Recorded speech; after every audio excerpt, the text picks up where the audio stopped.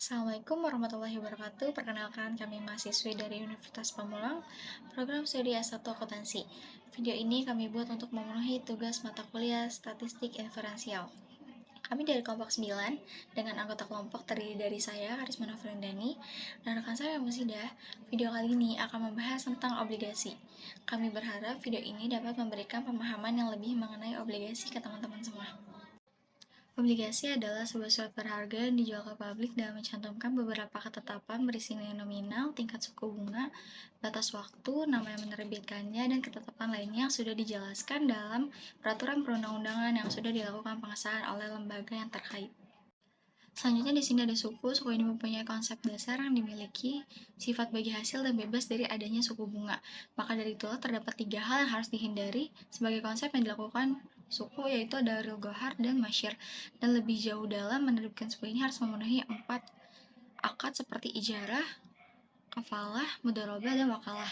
Diperlukan penerapan underlying aset agar suku ini diterbitkan. Obligasi menggunakan sistem syariah memberikan harapan di kemudian hari perbankan syariah ataupun konvensional bisa mengalami perkembangan saling bersaing secara sehat di pasar, dan diharapkan modal yang dimiliki perbankan syariah tidak bergantung kembali pada bank konvensional. Oke, di sini ada syarat penerbitan obligasi. Yang pertama, sudah melaksanakan kebijakan yang diatur oleh OJK, yaitu melaporkan ke OJK. Yang kedua, mempunyai reputasi yang baik di kalangan internal ataupun eksternal perusahaan. Yang ketiga, sudah dilakukannya pengauditan pada laporan keuangan yang dilakukan auditor yang sudah terdaftar. Dan yang terakhir, mendapatkan keuntungan secara terus-menerus selama 3 tahun terakhir.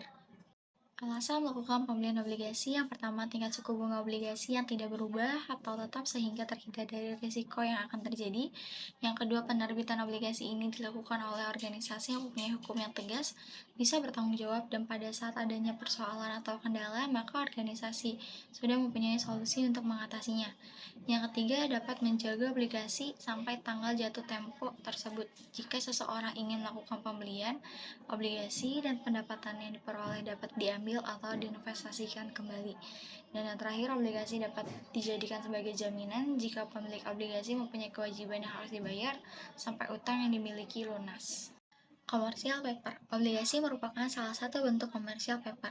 Nilai nominalnya adanya batas waktu dalam melakukan pembayaran, dan nama penerbit harus diberi penjelasan merupakan beberapa kebijakan yang dimiliki commercial paper. Melakukan penerbitan di obligasi dengan menggunakan analisis yang jelas dan kuat apabila obligasi diposisikan dalam bentuk commercial paper.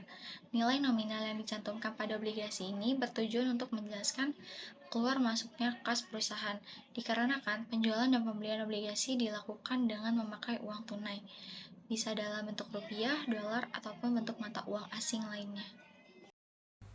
Assalamualaikum warahmatullahi wabarakatuh. Saya Musida. Saya akan menjelaskan slide selanjutnya, yaitu obligasi berdasarkan penerbitan ada 4. Yang pertama, treasury bond, yaitu sebuah obligasi yang dikeluarkan oleh Departemen Keuangan ataupun Bank Sentral. Yang kedua, corporate bond, yaitu suatu obligasi yang dikeluarkan oleh pihak perusahaan yang berisi jenis-jenis persoalan, misalnya pihak pemilik obligasi yang menanggung risiko jika menghadapi risiko gagal bayar. Ketiga, municipal bond. Municipal bond ialah pemerintah daerah yang melakukan penerbitan obligasi dan adanya pembebasan pajak jika memiliki obligasi jenis ini. Yang keempat, ada foreign bond, yaitu obligasi yang diterbitkan oleh negara asing dan salah satu risikonya adalah risiko dalam bentuk mata uang asing. Risiko lainnya jika terjadi pada negara yang mempunyai risiko gagal bayar. Slide selanjutnya adalah kaitan suku bunga dengan jangka waktu. Suku bunga dengan jangka waktu itu memiliki kaitan erat. Suku bunga mempengaruhi harga obligasi secara terbalik. Ketika suku bunga naik, harga obligasi turun, dan sebaliknya. Jangka waktu obligasi juga memainkan peran penting. Semakin panjang jangka waktunya, semakin sensitif harga obligasi terhadap perubahan suku bunga. Obligasi jangka panjang cenderung lebih volatil dibandingkan dengan obligasi jangka pendek. Perpetual bonds, obligasi tanpa batas waktu ataupun perpetual bonds adalah instrumen keuangan yang tidak memiliki tanggal jatuh tempo.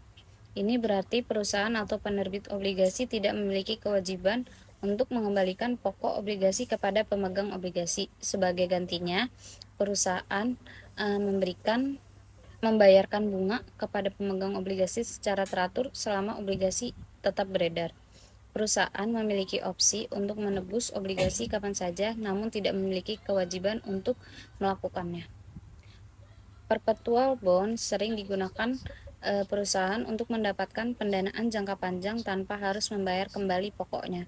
Oleh karena itu, mereka biasanya menawarkan tingkat bunga yang lebih tinggi daripada obligasi dengan tanggal jatuh tempo yang pasti.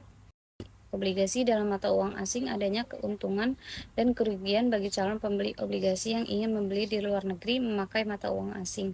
Keuntungannya adalah meskipun adanya ketidakseimbangan pergerakan nilai obligasi di pasar, nilai mata uang yang diperoleh tetap seimbang, sedangkan kerugian yang dialami bagi calon pembeli obligasi di luar negeri yaitu mematuhi peraturan yang sudah ditetapkan oleh negara luar tersebut.